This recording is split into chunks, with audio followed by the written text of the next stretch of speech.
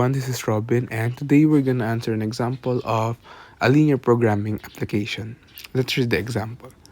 Your class is planning to set up a food booth for the school's annual sports fest.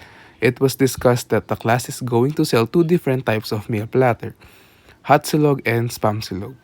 Now, upon analysis, you learn that the class must sell at least 20 meals of hot silog and 40 meals of spam silog for the whole duration of the sports fest.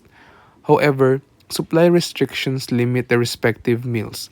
No more than 30 and 50 meals can be served respectively. Moreover, the number of orders cannot exceed 70. If it was deduced that the profit for each meals are 50 pesos and 60 pesos respectively, how many of each meal should the whole class sell in order to maximize their profit? In answering a linear programming example, we should always identify the following: the decision variables, the objective function, and the constraints. In this case, let us present x as the number of hot silog meals and y as the number of spam silog meals. We'll indicate them as x as number of hot silog meals and y as the number of spam silog meals. So these two are our decision variables. Now let's move on. Now, the problem states that at least 20 meals of hot silog and 40 meals of spam silog must be sold in order to gain profit. We can identify this as a constraint because we are imposed with target values. It is also indicated that no more than 30 and 50 meals can be served respectively, and that the number of orders cannot exceed 70, which are another constraints because of limitations. So in identifying the constraint, let us put constraints. We know that our x is our number of hot silog meals and y is our spam silog meals. We'll now put the constraints in accordance to the problem. Now, it was said that the class must sell at least 20 meals, so we'll represent that as x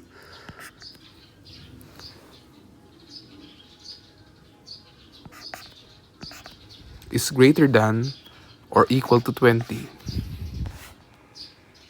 Now, for spam silog, they must sell at least 40. So we'll put that as y is greater than or equal to 40. We have our two constraints. For the next one, it was indicated that no more than 30 and 50 meals can be served respectively. So if we'll put that x, which is the number of hot silog meals, can be no more than 30.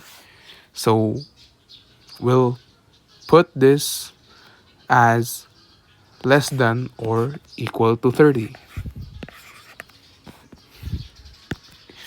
It's the same for y, which is 50. So no more than 50 meals can be served for spam silog. So we'll also put it as a y is less than or equal to 50.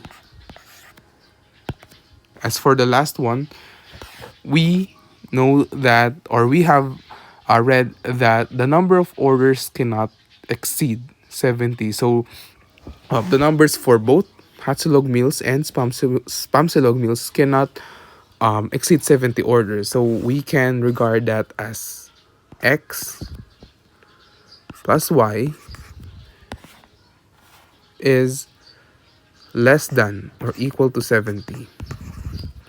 So the number of hot silog meals and spam silog meals cannot exceed 70. So there we have it.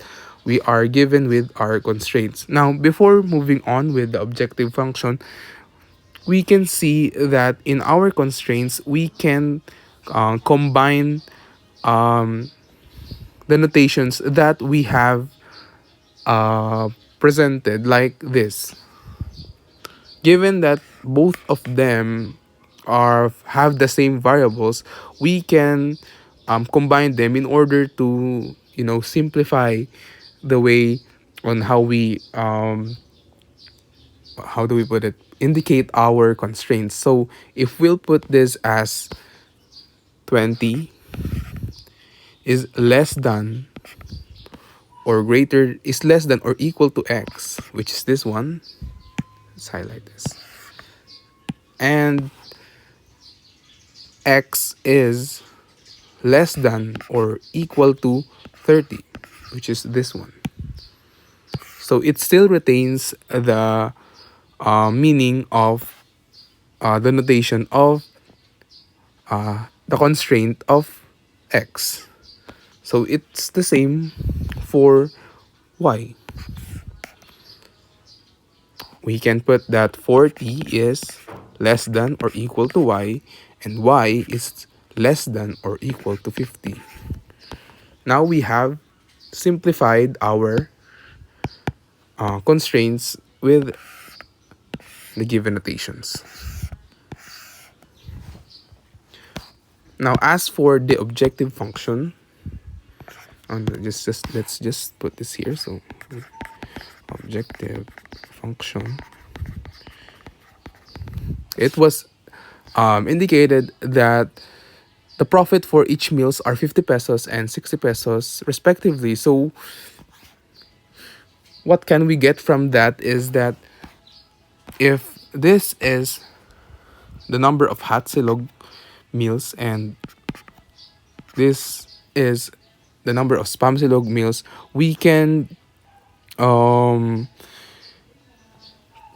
we can get the idea that one hot silog meal is 50 pesos and one spam silog meal is 60 pesos. So the x and the y variables represent the quantity of the hot silog and spam silog meals as dictated by our decision variable. So this becomes our objective function. So we can put this as 50x plus 60y is equals to p, or profit. So now we have our objective function. Now we'll proceed to graphing the given constraints.